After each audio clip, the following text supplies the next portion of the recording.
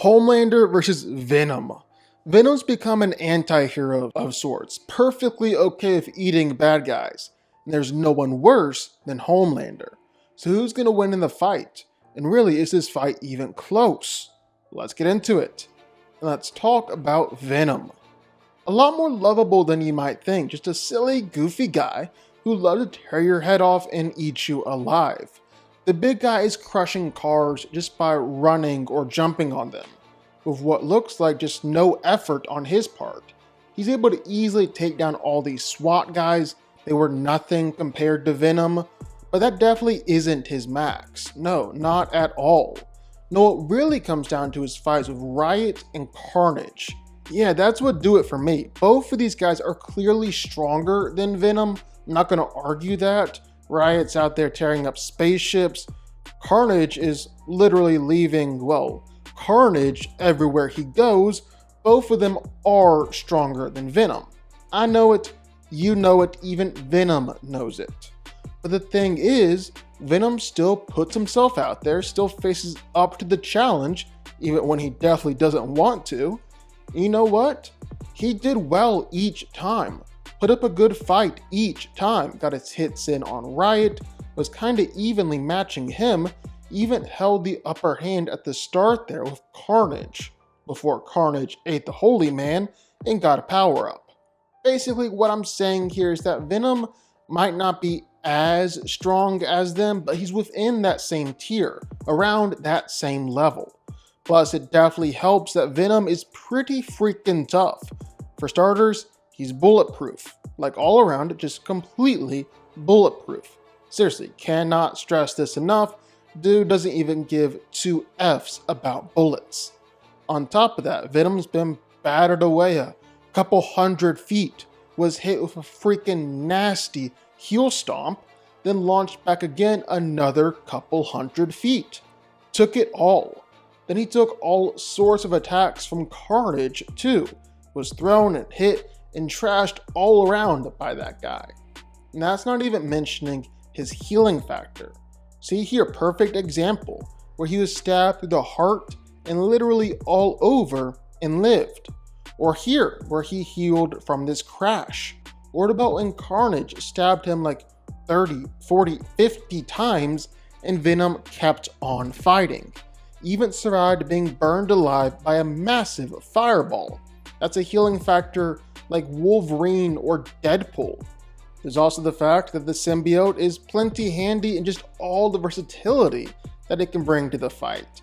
He can shoot out a lot of tendrils all around him, but honestly that's a lot more when Eddie is in charge versus when Venom is in control.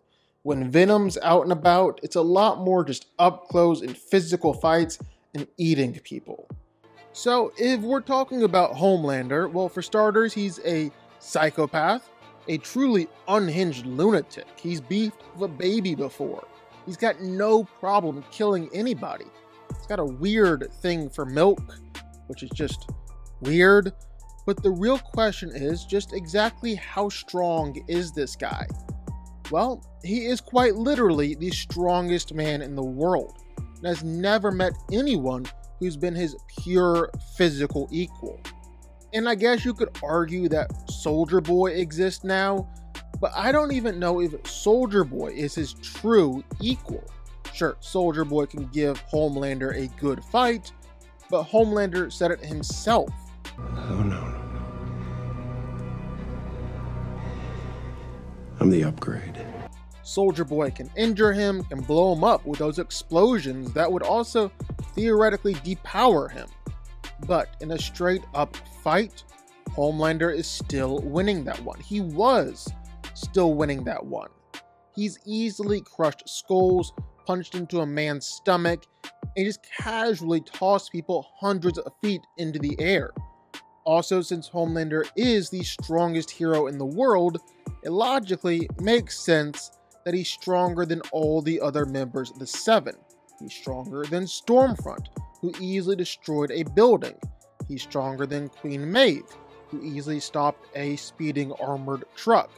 And stronger than A-Train, who was able to pull a locomotive after having just broken his leg. And he is like way, stronger than them. Homelander was able to casually knock off the door of a pressurized plane. But there is one thing. He did say he was actually not able to carry the hijacked plane to safety. So he kind of killed a whole lot of people there with that one. But it does suggest that he's actually unable to use his full strength while he's up in the air.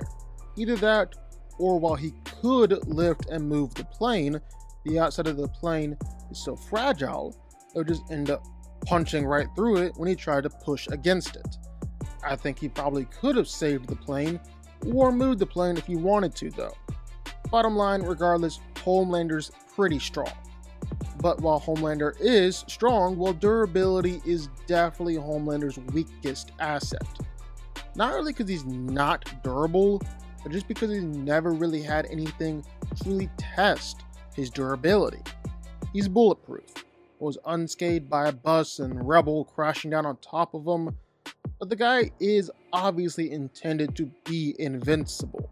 It was said that if Homelander ever turned against America, or turned against Vought, they'd have no way to take him down. It's also said that there isn't a weapon on Earth that they haven't thrown at him. They've all failed. Obviously, this is including nukes. So just from those statements, Homelander is incredible. But here's the thing, it is totally possible that Homelander actually isn't as durable as he makes himself out to be, or as everyone else makes him out to be. I mean, Soldier Boy was getting his hits in, getting some dang good hits while he was at it, even gave Homelander some bruises. Queen Maeve went against him, stabbed him right straight in the ear hole. You get a little deeper there and Homelander is done for. Even Stormfront was able to throw him around. But that one was definitely more the kinky type of roughhousing, rather than the I'm gonna beat your face in now type. Another thing is, just like Homelander doesn't have a ton of durability feats, doesn't really have a ton of speed feats. I mean, in fact, I don't think we've ever seen Homelander's speed in a fight, except maybe like once or twice. That being said though, he is really pretty fast when he's just flying around. He's regularly flown at Mach speed, even reached up to Mach 5 while saving Butcher from that C4 explosion. Instead, while Homelander does have all these incredible powers, and sometimes he'll have to use them in a fight, more often than not, Homelander is just completely spamming his heat vision all over the place. And for the most part, well, it really is effective. He can easily slice through flesh and bone, just kill people with one glance, and he can also use it against other supers and send them flying backwards. All in all, well, Homelander is pretty powerful. Easily the most powerful super we've seen with the boys so far. So who wins here? Well, let's break it down. Now, I think this is a really good fight, and a fight where each of them have got their advantages. For starters, Venom just has more experience being in fights and fighting against powerful characters. And it's not like Venom actually has a ton of experience. He's really only fought against Riot and Carnage. But it's a lot more that Homelander just has no notable experience fighting against people. Most of his fights are just in the movies. He fought against someone his own power for the first time when he fought Soldier Boy. And then Queen Maeve kinda wrecked him. Homelander really just relied on the fact that he was stronger and more powerful in order to win. It wasn't necessarily a good showing for him. But Homelander's got some clear advantages too. For starters, he is just straight up stronger.